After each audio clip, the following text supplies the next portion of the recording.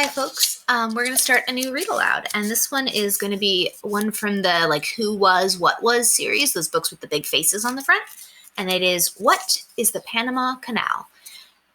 I won't have video for this, but I wanted to show you a little map first. So here's the cover of the book. It is on an ebook right now since we can't really, get out.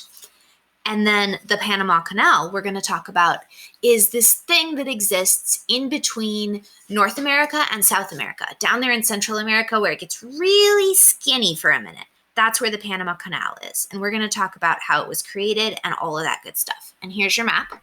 So up here is North America, down here is South America, and right in there, that's where the Panama Canal is. And if you see the little dotted line, it's showing you how ships went all the way down around the bottom of South America to get up to the west coast of the United States. So that's all you need to see. Let's read. What is the Panama Canal? I would never navigate round that wretched place again. It is the kingdom of Satan, said a sailor in the 19th century. He was speaking of the trip around Cape Horn between South America and Antarctica. Rounding the Horn, as sailors called it, was one of the wildest, most dangerous trips a ship could make. For as many as 200 days a year, gale-force winds blow there with gusts ranging from 50 to 80 miles per hour. The waves can reach 90 feet high or more. Yet, for hundreds of years, if anyone wanted to sail west from the Atlantic to the Pacific, so from where New York is around to where we are, they had no choice. They had to round the Horn. Surviving the trip became the sign of a truly brave seaman. After a sailor had managed to sail around the Horn 3 times, he could wear a silver earring as a badge of honor. Many didn't make it. No one knows for sure, but there may be 1,000 shipwrecks lying under the water, and as many as 15,000 drowned sailors. People dreamed of an easier way to sail from the Atlantic to the Pacific Ocean. On maps, one place looked very promising. This was the Isthmus. I really struggle with pronouncing that word, fair warning. Isthmus of Panama. An isthmus is a narrow strip connecting 2 pieces of land. The Isthmus, of Panama joins Central America to South America. On one side is the Caribbean Sea, which runs into the Atlantic Ocean. On the other side, the Gulf of Panama flows to the Pacific. At its narrowest, the isthmus is only 30 miles wide. The Atlantic and the Pacific look so close together there. Surely, some way could be found to cut across. Then, ships would be able to sail right through Panama. The trip would become thousands of miles shorter, and no one would have to risk their lives sailing around Cape Horn. The reality was much more complicated than the dream. Panama was narrow, but it was rough and dangerous, with jungles, swamps, rivers, and high mountains in the way. It took years of work and failure before a passageway through was finally cut. Fortunes were won and lost. Thousands of people died. A revolution even had to be fought. Finally, the United States of America made the dream come true. On August 15, 1914, so more than 100 years ago, the first ship sailed through the Panama Canal from one ocean to the other. World travel would never be the same again. Chapter 1, From the Atlantic to the Pacific. So that was our little prequel to tell us what the whole story is about, and now we're going back in time.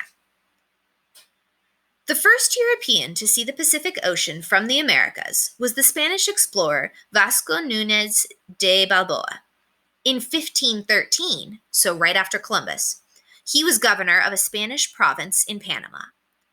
The local Indians told him about a place where, if he hiked only a short distance, he could see the ocean on the other side. So he took a small party of men and set out through the jungle and up the mountains.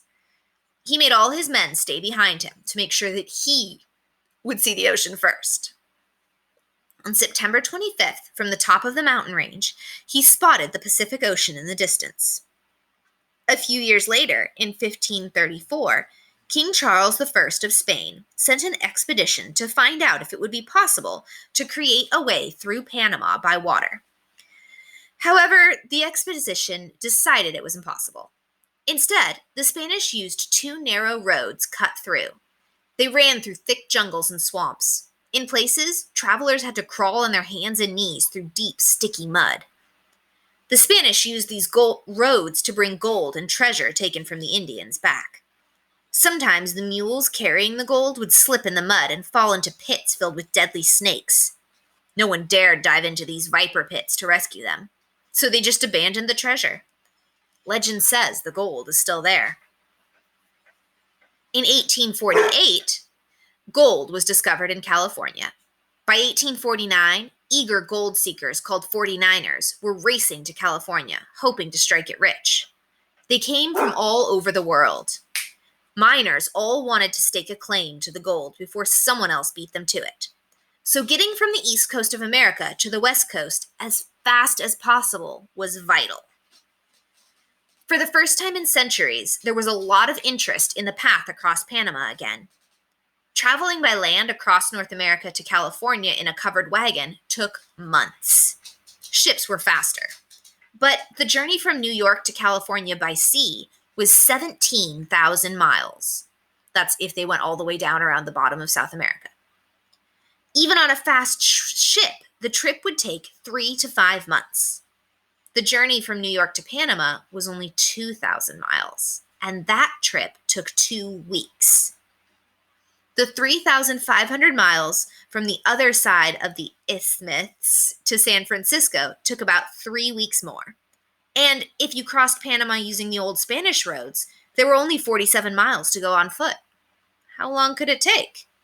Using a shortcut through Panama could cut the trip to less than half the time it took to go round Cape Horn.